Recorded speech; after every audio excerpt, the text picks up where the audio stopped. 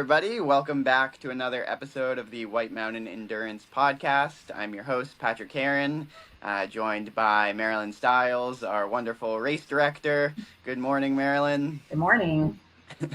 It's pretty hot here in New England this week. I feel like we're probably both sweating Yes. here at 7 a.m. recording. Yeah.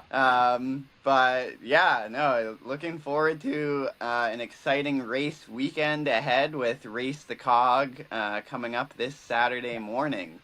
So yeah, we're here to chat with all of you about just the upcoming event and go over some of the logistics as well as the course and some of our top contenders this weekend. So excited to dive into it. For those unfamiliar, Race the Cog is one of the newer White Mountain Endurance events, joining the lineup in 2022, but sort of a long time idea that was very exciting to pull off. And yeah, Mount Washington, obviously one of the iconic summits of the Northeast. They have the historic Mount Washington road race, but this is an even steeper ascent of the mountain, which is crazy to think. So the course is 2.75 miles and 3,500 feet of climbing, pretty much a straight shot up the mountain. Any thoughts you want to add, Marylyn, about, just just sort of the mystique of the Cog Railway, and I'm sure you've done it a few times. few times. Yeah. It's like you say, it's a very steep climb straight up the mountain along the Cog Railway. So it's a path that goes right up the side of the Cog. It's very technical, rocky. Once you get to the steepest part, which is Jacob's Ladder, and get over that, then you get into like the really big bouldery sections that make up the infamous White Mountains. So, yeah. And it's beautiful. It's absolutely gorgeous up there. The views are amazing. So yeah, you got to make sure to turn around every now and then to look back. The Mount Washington Cog Railway, like we said, shortest and steepest way up the mountain. Pretty cool. It's the first mountain climbing Cog Railway in the world, and the first train reached the summit back in July of 1869, which is just wild to think. And to date, the railroad has taken more than 5 million people to the summit. So that's a lot of people. I'd be curious how that compares to the number of people driving up the road or hiking. But yeah, it's also the second steepest rack railway in the world, and average grade of over 25%. And then, as Marylyn mentioned, that Jacob's Ladder section, which is super steep, I think maxes out around 37%. So the race will start and finish at the Marshfield Base Station, which is around 2,700 feet. And then, straight shot to the summit at 6,288 feet. Like Marylyn said, the views are pretty incredible, although sometimes the summit can be pretty socked in, and it's more like you're running on clouds, which is equally exciting. Very cool, yeah. And new in 2024, in addition to the summit ascent, there is the new Devil's Shingle Round Tripper, which I just love that name, and that's as it sounds, a round trip of the course.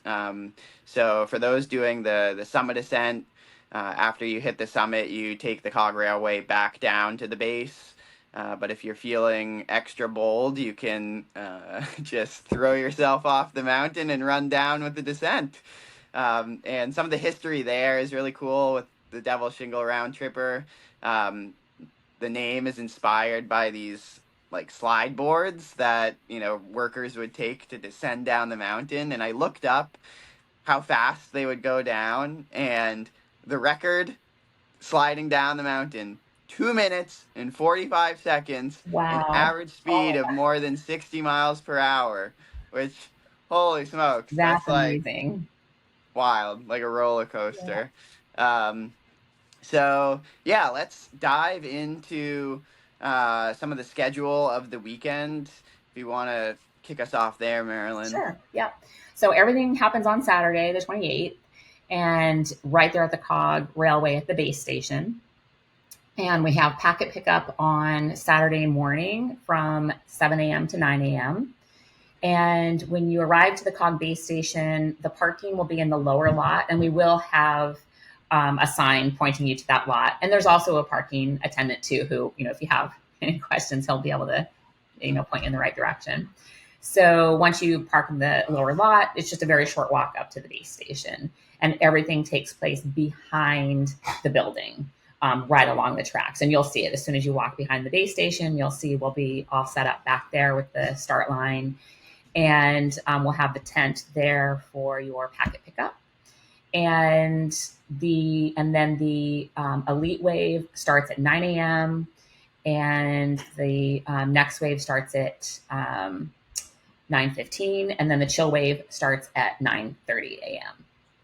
And if you have friends or family who are still looking to go and ride the train up, they can go to the COG website and purchase tickets through there. As of right now, I did see that there are still some tickets available, but I don't know how quickly they will sell. Yeah. But definitely go to the COG Railway website and you can see what tickets are still available for purchase. And so we have the summit climb, as you were explaining, and then we have the round trip or the Devil's Shingle.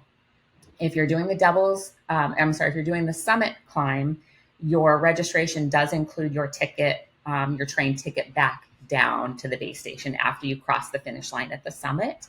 And at the packet pickup, we'll be giving out bracelets that you'll need to wear, and that will be your ticket to ride the train back down. And how that works as far as taking the train, if you're doing the summit climb, once you cross the finish line at the summit, we will have staff and volunteers will direct you straight into where the building is. We have access to the lower level, to the hiker pack room, which is a very big section, and restrooms and everything in there. So you can go right inside. And then also the observatory is also open to the public. So you can go in there. So you can wait inside the building while you're waiting for the train if the weather is, less than stellar.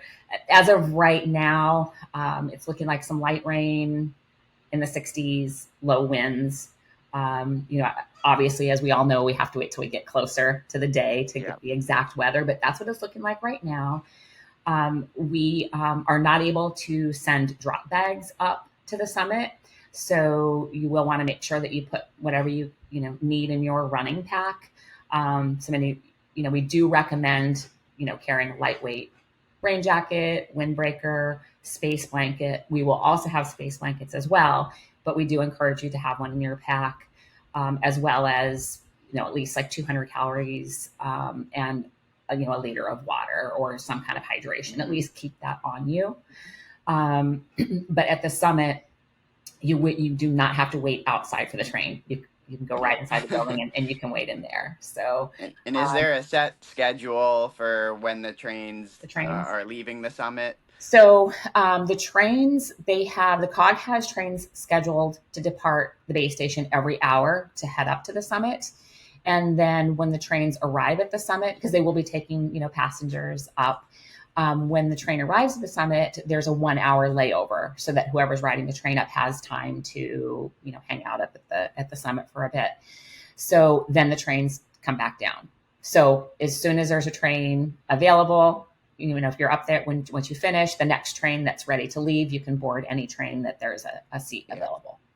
So pretty much every hour. Yeah, definitely.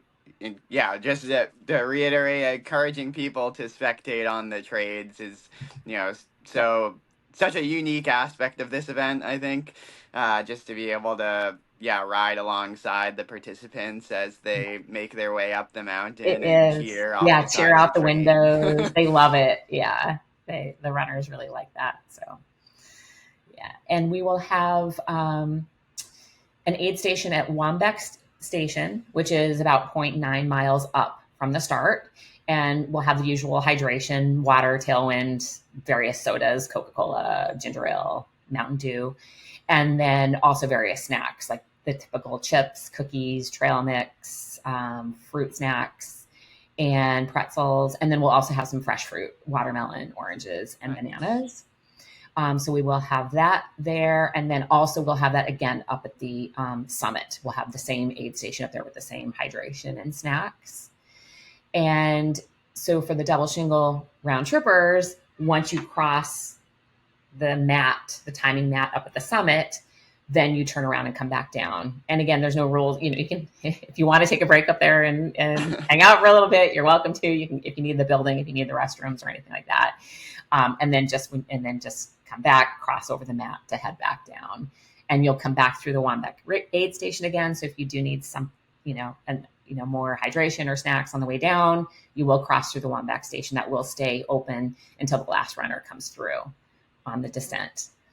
And we will have all of the podium awards will happen down at the base station. So after the podium finishers, finish up at the summit, once they make their way back down to the base station, we'll have the awards ceremony for them at the base. And as mentioned, Delta Dental will be there as well, and awarding a wonderful prize for whoever beats the train. They'll have a nice cash prize for that. And we will, we will be playing it by ear. We'll know for sure, obviously, race morning at the pre-race announcement before the start. I can let everybody know exactly what's going to happen as far as the finisher awards. We're going to make a judgment call based on the weather. So depending on what the weather is like, we may do all the finisher awards when you come back down. But we'll let you know that and let you know where to go to come back to the tent to get your finisher award. Everybody gets a finisher award. And then also we will have the tickets that we'll be handing out for the meal from Tin Can Food truck, which is incredible and everybody loves. And we will also be handing out a ticket for the Papa Beans ice cream as well. So whether we hand that for the summit climb, when you cross the finish line at the summit, depending on the weather, we'll hand that out up there. Or if it's really rainy and windy, then we'll do that when you come back down to the base station. Awesome. Yeah. Yeah, I won't reveal the finisher prize, but I saw you share that, and it looks pretty awesome. So, we're excited. Yeah. And yeah, you mentioned Delta Dental, and yeah, the prize for anyone who beats the train. We'll get into the top contenders, but Joe Gray the first year did beat the train in 2022, and since then the train has won. So it's time to take it back for the runners. Yeah. And yeah, this race is also part of the Delta Dental Mountain Challenge. So for those participating in that, your result will count toward that. And for those unfamiliar, Delta Dental Challenge is a great series with 6 of the mountain races here in New England, as well as a virtual challenge, and they award cash prizes to the top men and women in the series. So definitely go check that out on the Dental website. They'll have the series standings that are most recently updated. I think this is the 3rd race in the series. So yeah, we're also excited to be part of that series here in New England. Let's see. I think, maybe diving right into some of our top contenders for this weekend. We'll start off by just highlighting the course records. As we mentioned, back in 2022, Joe Gray ran a crazy 39 minutes and 14 seconds to take the win, both in the human race and in the human versus train race. So we are excited to announce that Joe will be back joining us this year for the 2025 edition of the event after coming off some strong performances recently at both the Mount Washington Road Race a couple weekends ago, and then last weekend at the Broken Arrow Sky Race Ascent, where he earned yet another spot on the U.S. team for Worlds. So yeah, we're excited to have Joe back as the course record holder and 2-time champion. We're also joined by the course record, Amber Ferreira, who in 2023 ran 50 minutes and 4 seconds. She's a two-time champion here, but will not be returning this year, but we're excited to have her back in the future. And then 2024, the new Devil Shingle Round Tripper, both being new, both course records were set this past year, with Walter Muhonen running an hour and 10 minutes and 33 seconds, and then Haley Heinrich running an hour and 17 minutes and 57 seconds. And I know there's a lot of people gunning for those downhill records this year. So yeah, let's dive right into the top woman, and we'll start with the summit ascent. So just those who are running to the summit, not the round trip. And kicking off the field, Abby Bennett, so a member of our Northeast Aravaipa racing team. Many of you know her as one of the top contenders in last year's White Mountain Endurance Cup. She won the 2024 Chikura Mountain Race. Abby's ran Race the Cog back in 2023 and had a really strong fourth place there, and I'm sure is looking to improve off of her time. So yeah, excited to have Abby in the field this weekend. Joining her will be Sarah Burke, who is, I think, joining from the West Coast, coming off a recent strong finish out in Washington at the Tiger Claw Ascent. I think similar to Abby is ski mountaineering, has a background in that, which those athletes tend to do really well here at Race the Cog.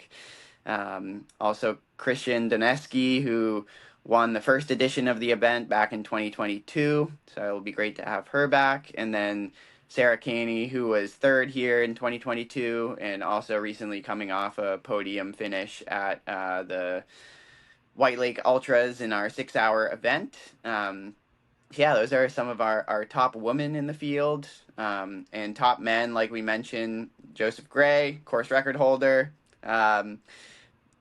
Enough said. People know Joe Gray. He's a total legend here in the sport, and we're always excited to have him here on the East Coast. And then also Justin Freeman, who this will be his first Race the Cog, but has lots of strong results at local mountain races, and also a member of the United States ski team back in the 2006 Winter Olympics. So pretty cool to have an Olympian on the starting line. Any thoughts you want to add there, Marylyn, with some of our top contenders? Exciting. It's as always, it's exciting to see these amazing runners come back. Yeah. Yeah. Watch them compete. Yeah, pretty strong field, especially on the women's side. And in the Devil Shingle Round Tripper, for our top woman, we have Corey Dow, who also a member of the Northeast Aravaipa racing team. For those who know her, they know that she is one of the best downhill runners around. Chatting with Haley the other couple weekends ago at Chikura Mountain Race, she was like, watch out for Corey on this downhill. Like, if anyone is in, Corey will obliterate this downhill, which will be very exciting to see. And then Silky Iserbeck, joining from New York. Lots of strong performances at longer distances, so excited to see how she does with this shorter, steep effort. And on the men's side, we have our defending champion, Walter Muhonen, and a fellow Muhonen, Travis Muhonen, who both recently had some great results at Sunapee Scramble earlier this month. Excited to see the two of them duel it out on the downhill. Also very strong on technical terrain and have a lot of experience in the White Mountains. You can always find them exploring the Whites on the weekends. And then Nigel Bates, who some of you might remember from Chikura Mountain Race last year with a strong third place finish there. Also winner of the Kilkenny Ridge race. And lastly, Johan De Leon, who is joining from Crested Butte, Colorado. He's done very well at Cirque Series events and with this short and steep format, so we're excited to have Johan joining us from Colorado. And one thing, to note is, both the Devil Shingle Round Tripper and the Summit ascent, they do start at the same time. So even though you are in separate races, you Yeah. have those fellow competitors to help pull you up the mountain. So yeah, it'll be exciting to follow along. Definitely, if you're spectating, get that ticket for the train, so you can watch these athletes duel it out on their way up to the summit and back down. Um, yeah, we will have the results on Aravaipa live tracking, as runners cross both the checkpoint at the summit or the finish up there, and then back at the base. And yeah, things kick off 9 a.m. on Saturday morning. Anything else we Yeah. want to add? And just encourage people, even if you don't, come to ride the train, even to come in to the start finish area at the base station, to watch Yeah, from there as the runners, doing the round trip, or as they cross the finish line, or as the summit climb, runners come back down, and it's we're gonna have music and great environment. It's always a good absolutely. Yeah. time, and talk to the runners, and definitely hang out. So, and we sold out this year, which is amazing. So we Yeah, have biggest field yet. Whoop, biggest whoop. field yet. Yes. So 230 runners. We have 148 in the summit climb and 82 round trippers. Nice. Yeah. So we're Uh, excited. Yeah. and yeah, there are still opportunities to volunteer. I did see. So if people are interested in joining us as a volunteer, you'll find that right on the Race the Cog event page. And all volunteers earn race credits for future Aravaipa events. But yeah, a great way to both cheer on athletes and earn a little race credit while you're at it. And yeah, I think that's it when it comes to this weekend's Race the Cog. We're excited to see everyone Saturday morning. We'll be posting updates throughout the day, also on the White Mountain Endurance Instagram. So make sure to follow us there if you don't already. In closing, I guess just to talk about the rest of the season post Race the Cog. I know, we're a few races into the season now. We have next month the Baldface Scramble, July 26th. Is Mhm. that right? So that will be the second race in the White Mountain Endurance Cup. Spots are going quick in that. I think we have 60 or so spots left. So make sure to keep your eye on that if you're looking to run or compete in the cup. And then Jigger Johnson Ultras in August, which is now officially sold out. Very exciting. Also, our biggest field at Jigger Johnson. Yeah, you can still join the wait list. There will likely be some movement there. So, yeah, you don't fear if you missed signing up initially. Just add your name to the wait list. And yeah, in end of August, our new Black Bear Trail races, also in Waterville Valley. So also, if you didn't sign up for Jigger Johnson, you can get that Waterville Valley experience at Black Bear, with the 50K, as well as a 14-ish miler and a 4 miler and a kids fun run. And then closing out the season in September, final race in the White Mountain Endurance Cup, with the 23K distance or 25K distance there, the Kilkenny Ridge Race, as well as the 25 miler and the 50 miler. So yeah, full season ahead. Things are picking up. So yeah, we look forward to seeing you either this weekend or at a future event. Thank you, Marilyn, for joining, and Thank thanks you. everyone for tuning in for another episode of the White Mountain Endurance Podcast. Thank you.